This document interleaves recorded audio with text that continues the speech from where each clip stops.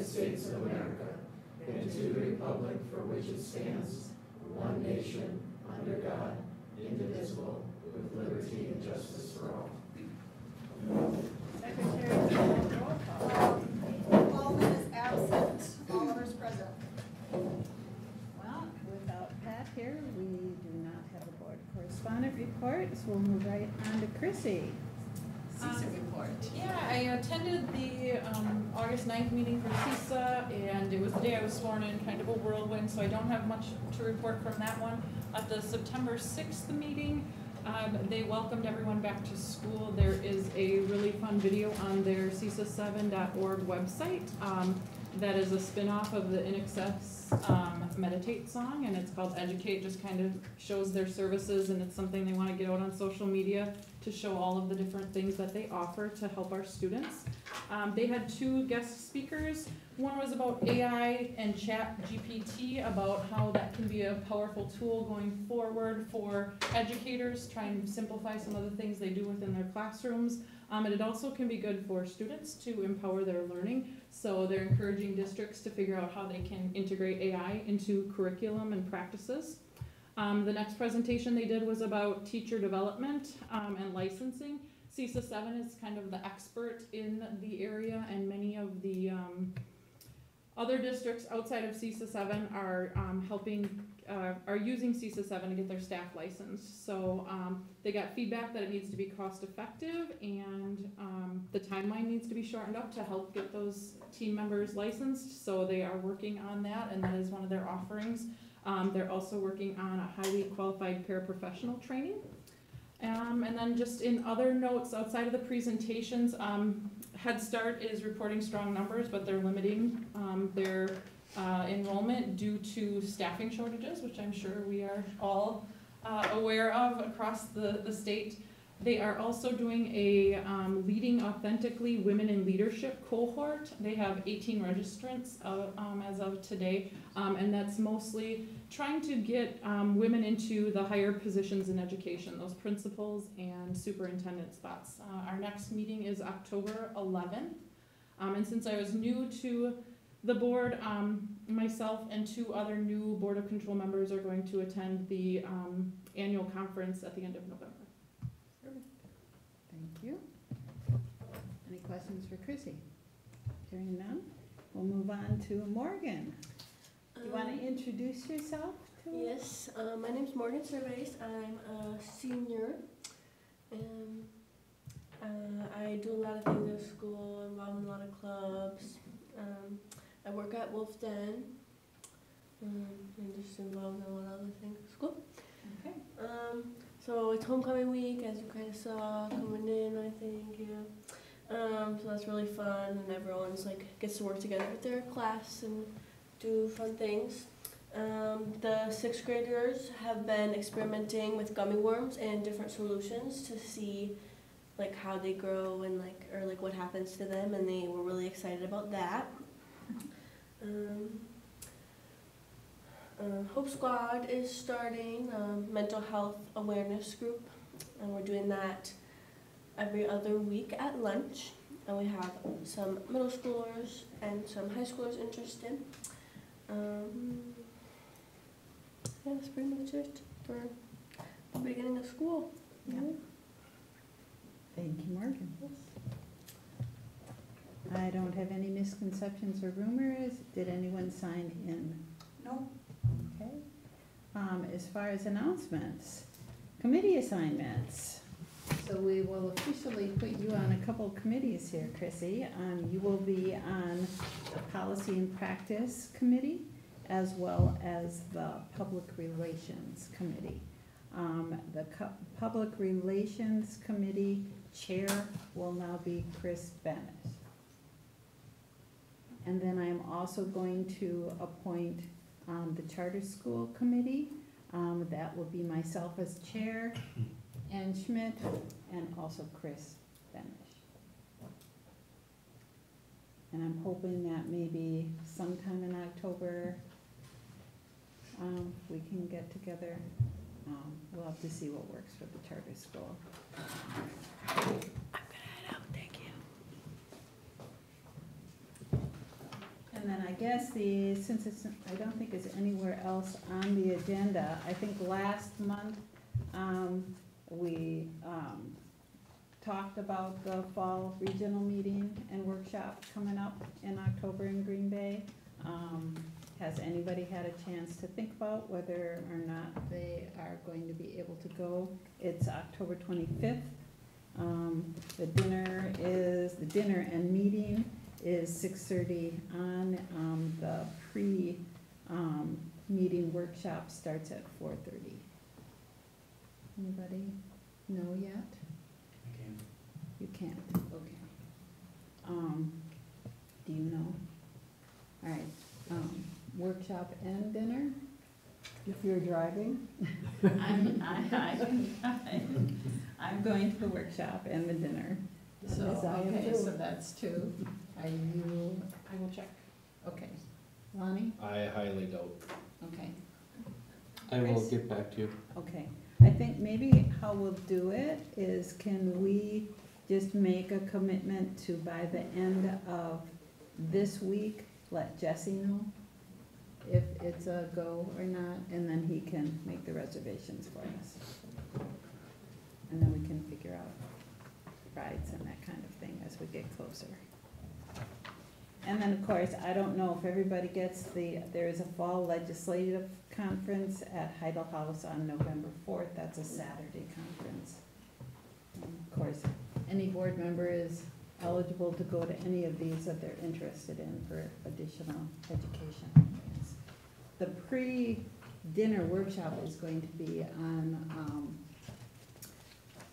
public request of information, public record information. And I think they're going to get into some of the more quirky things related to social media now too. So, I mean, I think if a person is able to get to that workshop, I think it would be a good one, because those can be sticky topics. All right, I'm done. Moving on to administrative reports. All right, good evening, everyone. Hopefully you can hear me okay. Unfortunately, I was bit by COVID last week, and so still on the mend with that, but getting better every day. So I want to go through some updates for you regarding the current budget that we have. I'll talk a little bit about our student membership counts and open enrollment numbers that we have preliminary, and then I'll follow up with a short little speak up, speak out initiative that we are starting this year as well. So included at your tables are the up-to-date budget printout that was hot off the press this afternoon. Again, we're looking at a couple of our general funds that we work with closely throughout the year. You'll see that we don't have a whole lot of revenue coming in yet just because it's so early on in the school year. However, we do have some expenditures that have been going out because we are paying salaries and benefits and things like that to our employees already. So our general fund 10 operating fund, we've collected about half of our total, 0.5%, I would say, of our expected revenue, and we spent just over 9% of our projected expenditures at this point. For special education, or Fund 27, again, collected very little, less than 1%, have spent about 7% of our projected expenditures. For food service fund 50, we've collected 0 at this point because, again, we just started the year. We don't haven't made any deposits yet for the lunch accounts funds that are coming in, and we've obviously had to pay for food and for salaries for our food service workers, which is about 9%.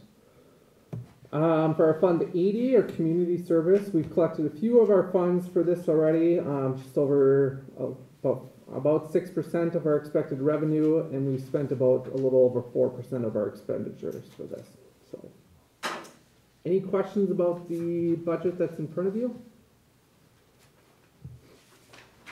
All right, it is budget season.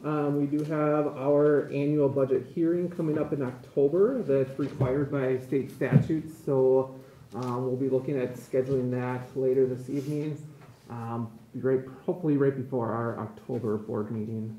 I believe that's the 23rd, if my dates are correct. So I also want to introduce our new finance manager that we are looking at possibly hiring after tonight. Amber Shallow is here.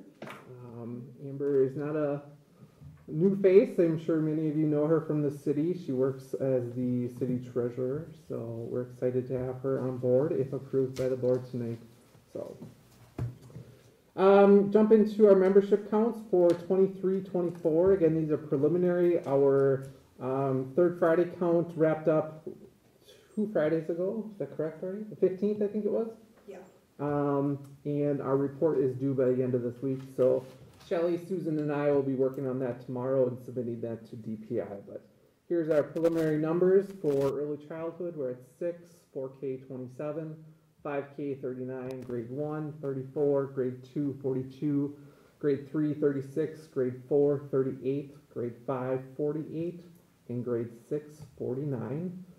Total, if my math is correct, it's 319 students. That includes open enrolled students to us and students that live within our district. So for our middle school and high school, this is all schools combined, so this is not broken up by traditional charter school, Pathfinder. This is just all students in these grade levels.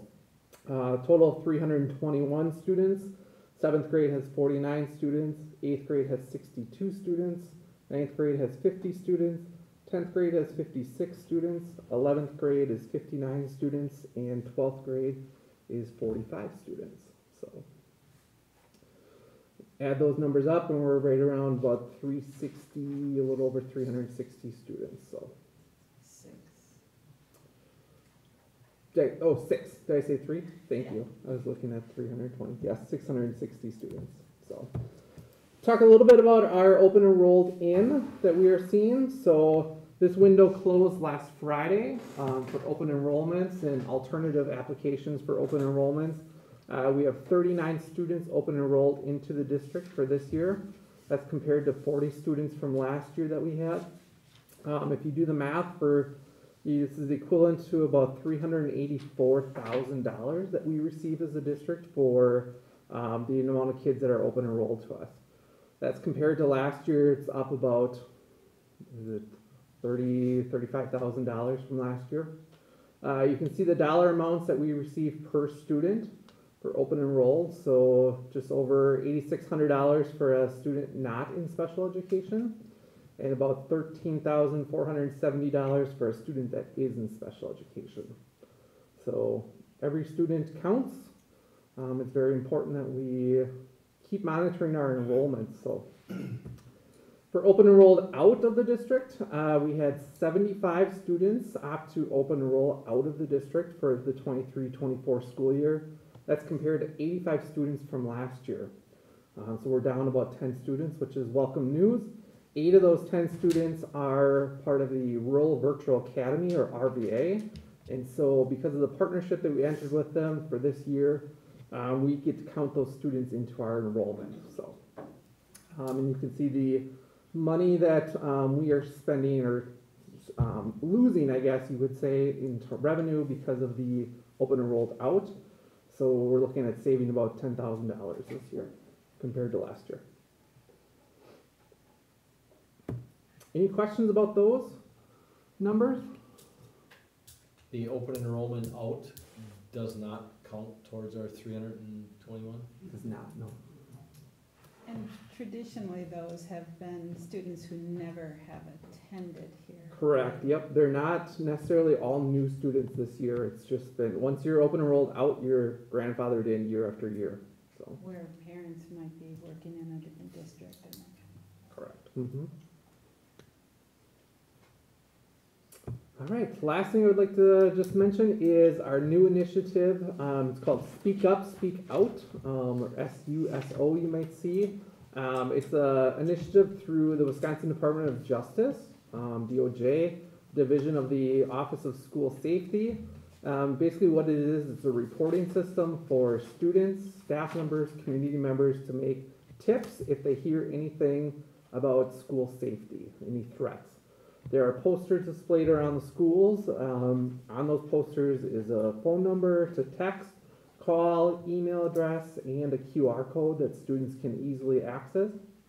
And then we also mentioned this on the first day of school as an in-service to our students and staff. So we're hoping that this will be another tool for our students to make sure that school safety is a top priority. So, any questions about that? That is all I have. Okay. Then we will move on. Elementary principals report. Kate? All right. It's been a really great start to the school year. And I say that sincerely. I feel like all of the students really transitioned from summer into the school year really well. We haven't had any major conflicts or concerns on that end. The two really big new things for us to start the school year were more logistical, and that would be the city bus route and then serving breakfast in the cafeteria again. So we definitely, I would say, took us a solid 8 school days to really nail down the timing of that, because it just kind of was a puzzle, and just with the different bus routes and kids arriving at all different times, it just took us a while to kind of get a feel for the perfect timing. But we have, I think, finally nailed that down.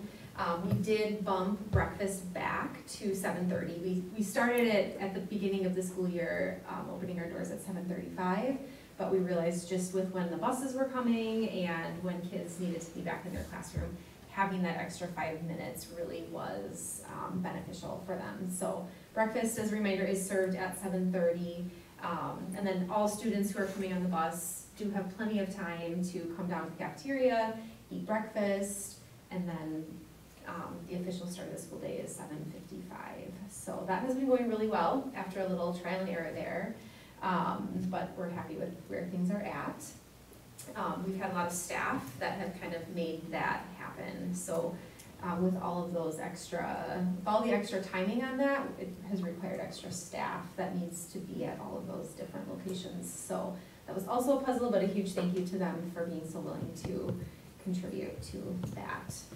We did have picture day the second week of school, which is always a big to-do. That went really well. Thank you to Harmon Studios. Retakes are in October. And then the last thing I just wanted to highlight on that end for September Bright Spots is that our teachers have started to work on Thursday afternoons in PLCs from 3 until 4, so we have an extended time there. And we're really just trying to use that time for professional development, talking about student needs, talking about teacher needs, working on some literacy, some math. So we haven't had, well, this will be our third one coming up this Thursday, but it's just a really good time for us to come together all as one, so that has been a positive. My second item on the agenda is a quick update on Act 20. So we've talked about that at our meetings, just related to science of reading and some things that are coming down with legislation there. I attended a curriculum directors network meeting at CISA last week. It was the 15th, maybe that was last week before that, but it was the 15th. And they shared just a little bit more information, so slowly that timeline of when things are going to be happening has been released, and we do know that DPI is going to be forming this literacy council by the end of October. So once that council is formed, then everything else can kind of start to come into play. But what they're thinking is that districts should be prepared to implement the 4K through 3rd grade screener already for next school year. So the council will determine what that screener will be, but we should be ready to implement that next year. And then the other piece is that they did give us a hard deadline for the training that K through 3 teachers have to complete, and that does need to be completed by July 1st, 2025. So not this July, but next July. So that isn't a ton of new information, but it's enough for us to kind of start planning. Especially that training piece is going to be huge, just the time that's needed and the financial commitment that's needed. They've been kind of starting to talk about what kind of funding will be available from the state for some of that, and there's really not a ton. There really won't be any for the training. Not sure on the assessments. The bulk of the funding is going towards hiring all of those literacy coaches and those will be disseminated into the different school districts. So that was kind of their funding priority, and then they kind of ranked everything underneath that. So more to come, but I thought that I was happy with those updates, because that does at least help us kind of start to formulate when we want to start offering that training and what we need to be prepared for. And then lastly, we did have a visit from Allison Dairyland, who is actually here now. She visited on September 12th with our 4th grade students. Students from St. Paul's joined for that as well. She taught a little bit about agriculture and our wonderful state of Wisconsin. So that was the first time that she had visited us. So, any questions? No, thank you. All right. All right, we'll keep moving. Middle school, high school principals report. Dave? All right, we are, one of the cool things that you'll notice if you come into school, you will notice that all of our announcements are now in English, Spanish, and Russian. So we have some new students here, and it's kind of fun to see that spread around in different spots. Other highlights going on, our special ed department has done an incredible job. We have a high needs student that has come into the building, and they've done a really good job on what I would call as a PDSA cycle. They planned for the student's arrival. They worked the plan. They made a lot of different tweaks to areas that the student spends time in. Katie Horn was very gracious about swapping some space, clearing out some space to allow for further accommodations of the student. It's just been really exciting to see that team of educators work so hard to meet the needs of one particular student, and that's been very inspiring. We have, as mentioned by Jesse, we have a partnership with RVA again this year. That's been very helpful for me as I fill in as a school counselor this year for a few weeks, of filling schedule gaps and providing classes that students are interested in, but perhaps we can't provide here in our district. So that's been exciting. Also, shout out to our bus driver coordinator. She's done an amazing job with the city route. I drove that the other day, and it was well organized, it was well timed, and the kids were really well behaved. So that was kind of fun to get to go and fill in for that. Youth apprenticeships and work releases are continuing to be very popular, especially with our seniors. We are working to expand the youth apprenticeship program. There's a lot of opportunities there for matching careers for students, and also hopefully bolstering our workforce here right in the city, which is something that we have been told over and over again is a need. So we have Lauren from CISA 7 who's helping us with that. Having an SRO officer has been incredibly helpful to me. I have been able to turn things over to Officer Shop that I used to spend a lot of time doing, which is not focused necessarily on student learning, so that has been an incredible addition to our staff. I really enjoy working with her. She makes it a point of being visible to students and repeatedly offers help and asks how she can be helpful, so that's been a wonderful addition. Also, we had Jamie Spitzer come in and work with our staff. That has been interesting. He covered a lot of ground, but some of the themes, or one of the themes that I would say that he's covered quite well, is helping our educators to prioritize their personal lives and looking at carefully how they're using their life so that when they come to school, they can be focused on student needs and not their own needs. As far as being a school counselor goes, I'm learning a lot. I've seen screens in our software that I will never want to see again after our school counselor comes back. I'm really learning to appreciate what that role is and how much work they put in on behalf of our students. And I had no idea how many schedule changes are made in the first 3 weeks of school until this year. So I'm looking forward for Courtney to come back. I hope she's enjoying her maternity leave, but man, she is truly missed here.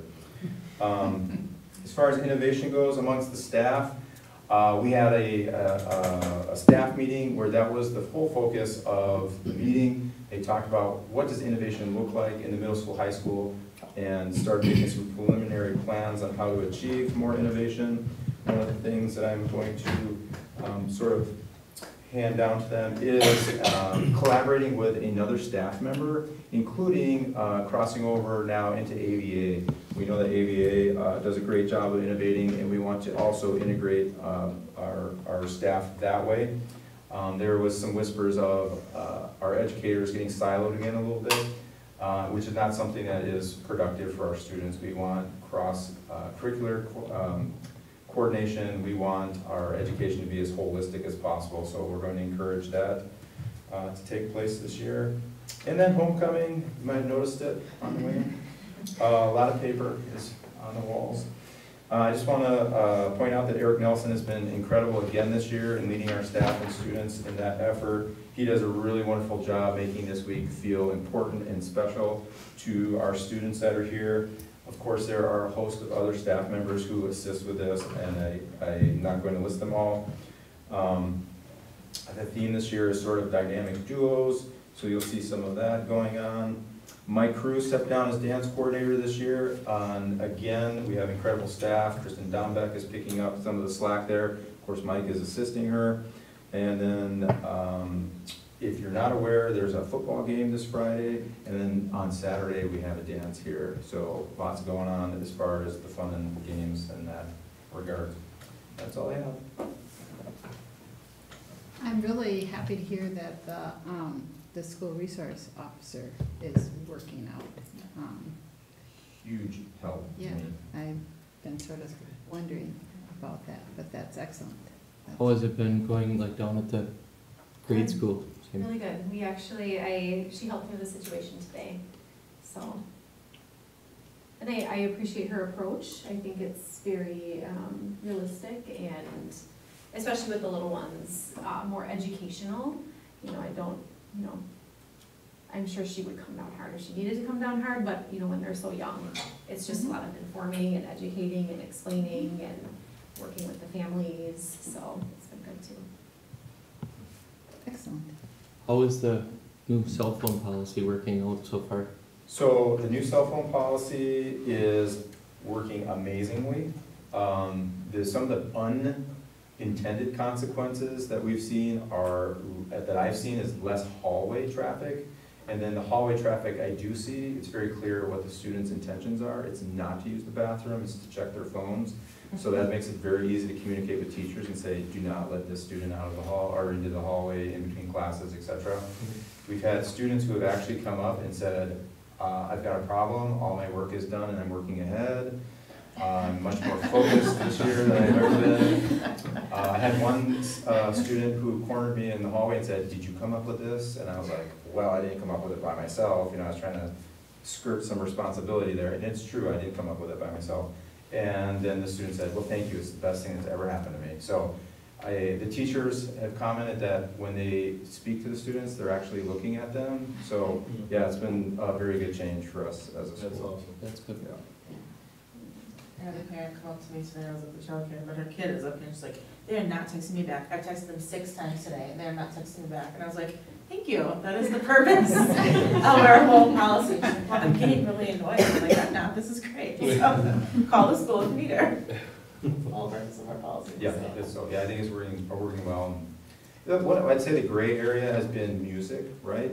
So we do have some students who stream music into wireless earbuds, and as long as their phone is not out during class, I don't see that as a big problem, right?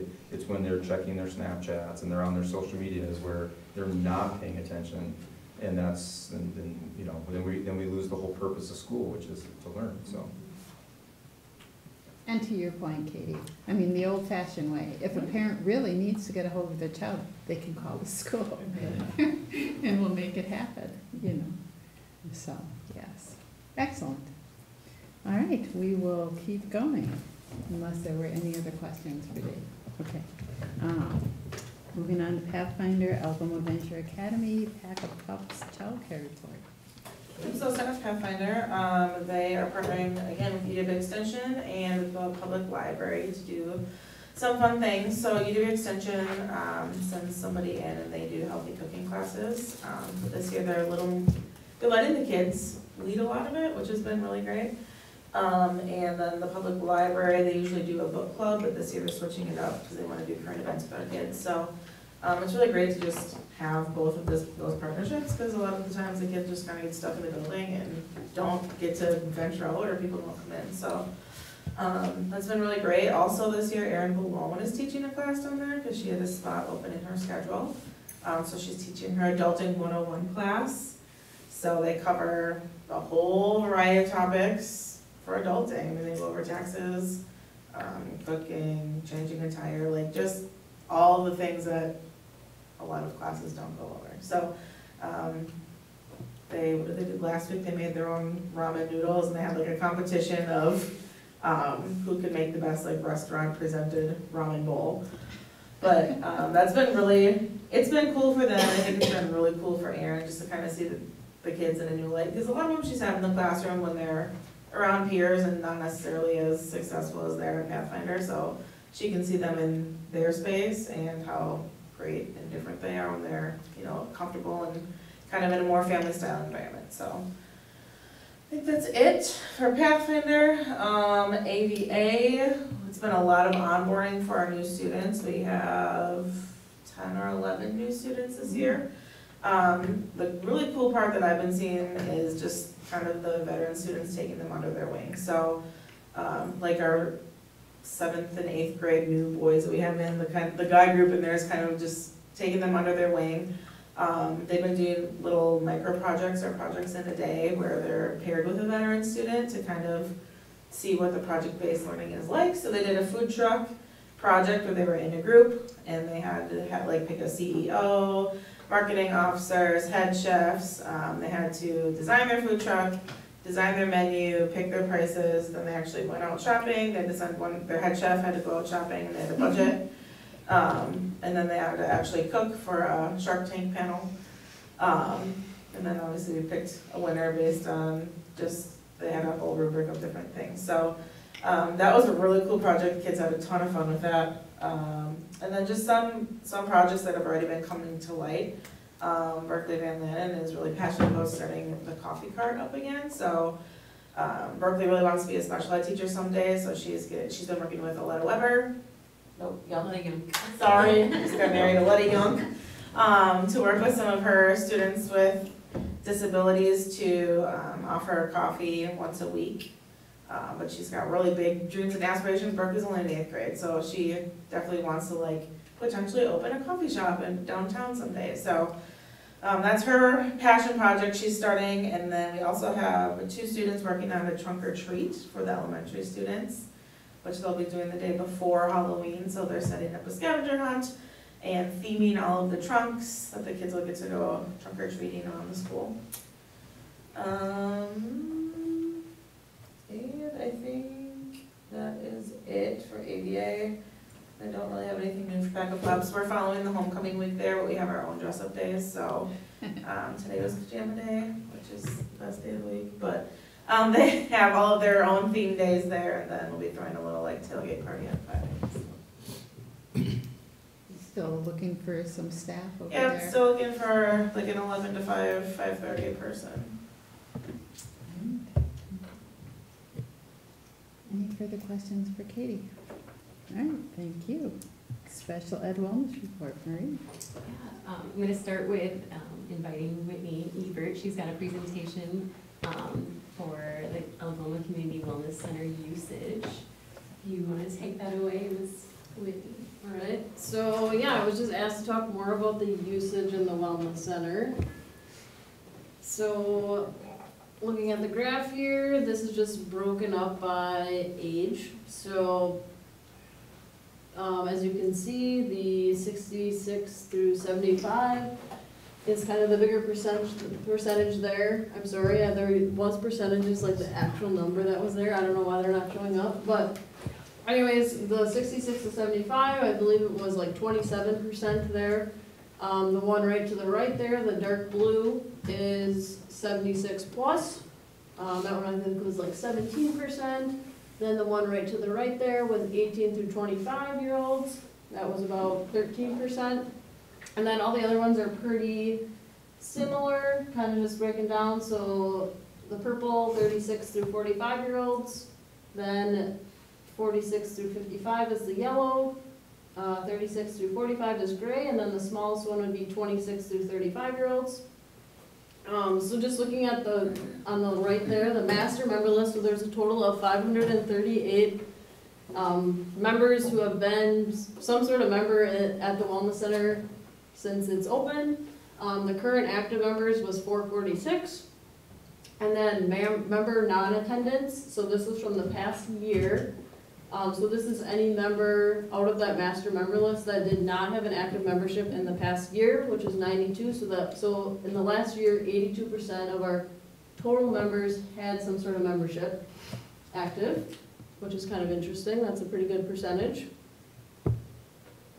All right, so the next is the membership cold list. So just looking, these are all our different like categories.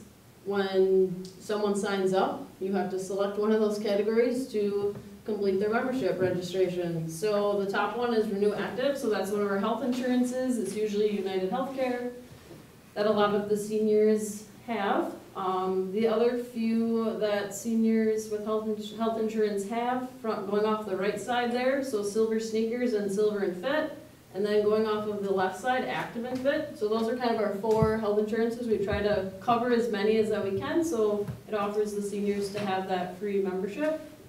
Some other ones that are a little bit more percentage would be our family, which is about 15% family memberships. Algoma School District is about 13%.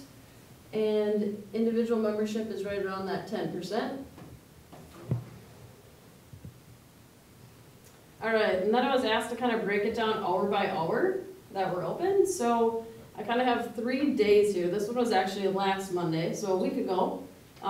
This graph was actually created on the eFit software that we use in the gym. So we're open from 4 a.m. till 10:30 p.m. is when you can access the doors. As you can see, the numbers may be a little hard to read there, but you can kind of see the number of attendance records on the side of the graph. So this one goes up to 35. At 9 a.m., there was like 32, I believe it was, that came in at that time. Obviously the higher one, coming to our chair exercise class. And then 7 a.m., so 7 to noon was kind of a little bit more traffic there. And then also 4 to 8 p.m. was a little more traffic. So that was on a Monday. If you go to the next slide, this is on a Wednesday. So this is last Wednesday. Again, it was a little more busier in the morning. Again, at that 9 o'clock. The afternoon wasn't quite as busy, but pretty consistent throughout the day. I mean, usually noon to noon or 1 o'clock till 3 is usually a little slower time. Going on to the last one. So this is on last Saturday, so 2 days ago. Just kind of interesting, you know, pretty consistent with there, going still at 4 a.m., no one at 5, 6, just a little bit busier times kind of in the evening there. So it's just kind of interesting to see the usage throughout the day. And then, okay, looking at usage from different months out of the year. So I selected 3 months in the past year, kind of did them seasonal. So this is our winter month, January, which actually ended up being the busiest month. A lot of people must have New Year's resolutions. Anyways, so it kind of has every day on the bottom there. So it was split up. The highest one was like a little over 120, and then the lowest visits per day was right around 10, 20. So that was kind of an average. Kind of nice to see the month of January. Then moving on to a little bit more summer, warmer month was June, which dropped down a little bit. It was like a little over 100 visits in one day. But yeah, pretty consistent through there, through the 60 through 80 visits a day. Yeah, and then September, which is this month. So it was again right around that 70, 80 for max visits. Minimum was again right around that 10, 20. So in the last year, months December through July, averaged either 100 to 130 max visits, and 10 was kind of the minimum visits that they had it on a certain day of the month. And then it seemed like the little bit slower months were August through November, which were 70 through 95 max visits, and under 10 for minimum visits per month. So then looking at Algoma School District member usage, so I believe it was last July, all the staff, all paid Algoma School District staff have a free membership in the Wellness Center. So out of 126 paid regular employees, there was 60 of them that had an active membership, some sort of active membership in the past year, which is 47%. Also, all the paid staff, their spouse can get a discounted membership. So there was 8 spouses out of all the staff that utilized their discounted membership. And then I kind of looked at the athletic coaches as well, just because I was curious. So out of the 35 paid, there was 15 of them that utilized their free membership, which was 42%. And then also 7 of these coaches come off of the paid staff as well, so they're kind of double dipping on both of those numbers. Our corporate accounts, so we currently have a corporate account with Door County Medical Center, the City of Algoma, and ESI. As far as working with some of them, so Door County Medical Center, they have a PTA that comes over once a week and helps lead one of the chair exercise classes. And then ESI comes over twice a week, and we have like a class activity that they participate in. And then this is Can I ask last. you a question, Whitney? Yeah. What is ESI? What is that? Empowering, I believe they just changed their name, from my understanding. East-Shore. Yeah, East yeah, Shore. so East Shore, but I believe Okay. it's called Empowering and Supporting All right. Individuals now. Okay, thank you. I think they changed their name in the last year, from my understanding.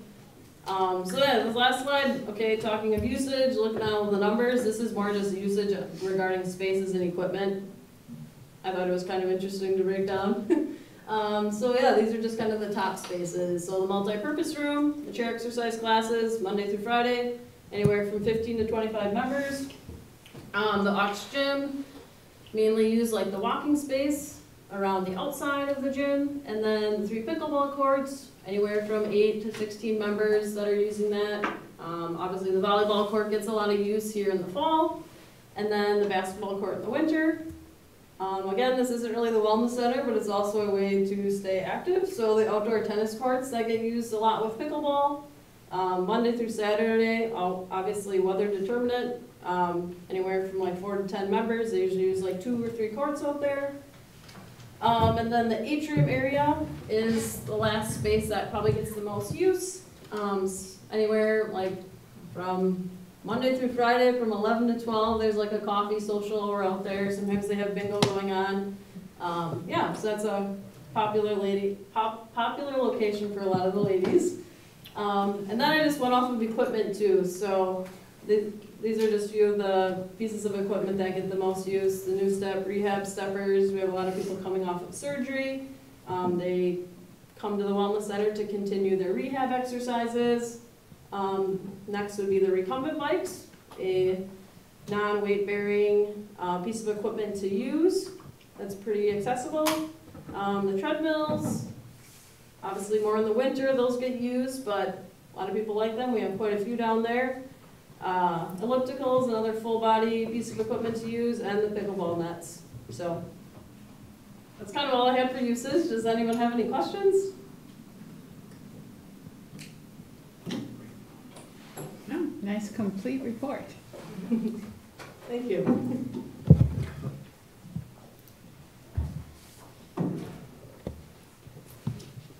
All right, thanks, Whitney. You're looking at me like, are you gonna talk to? All right, so the 2 other things that I had are similar to everybody else. We are currently experiencing a staffing shortage in special education. It has made for quite the interesting start to the school year. I've been primarily filling in the role of one of our special ed teachers who is out on maternity leave. So I've been spending most of my days kind of acting in her role, in addition to providing paraprofessional support because we are short in paraprofessional support as well. So it's been keeping me busy, and I've been meeting my step goal a little bit more frequently again. So that's been great. But we are still looking for substitutes for both the special ed teacher position as well as our paraprofessional vacancy. We're hoping to get approval of a new addition to our special ed team, Jamie Harrell, as a paraprofessional, and then I'm also hoping to seek out an additional vacancy given some of the needs that have been added on this school year within our special ed students. The only other thing that I have, annually we are required to provide the school board our seclusion and restraint reporting.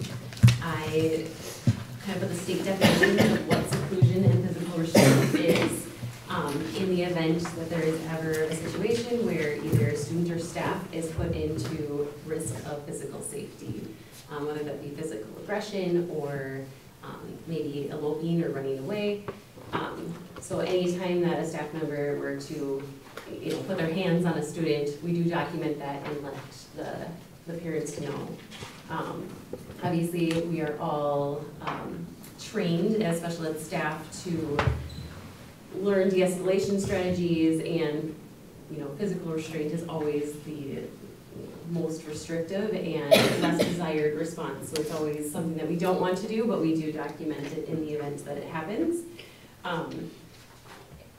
Looking through the data here, all of the students that there were situations are students that are in special education that either have it, communicated with their parents of, maybe what their behaviors are and what they're working on. I'm happy to report that it has decreased in the amount from the previous year to this, or 2 years ago to last year, and already starting out this school year with much less physical aggression. So that's a great start to this school year. So there's a lot of data there. If at any point you have any questions about that, please feel free to reach out to me. I do have all of the documentation. And this is just kind of a broad overview. Okay, thank you. All right, committee reports. We had a referendum facility study subcommittee meeting, both on the 11th and the 18th. Okay, I've got the minutes for the 11th, but I do not have the ones for the 18th. Did anybody get them in their packet? Or No, I didn't get them. Okay. On the 11th, it was kind of an introductory, McKinstry and Valen kind of gave their outline of what we were going to do. We got in groups and sat down what the ground rules were going to be. And then they talked about different things they wanted to come out of the committee. And then one on the 18th I didn't get to, I was a bit under the weather. But I understand from my husband and my sister there was some very good discussion and a lot of good questions. So hopefully in the next packet I'll have those minutes. Chris, you were at that one.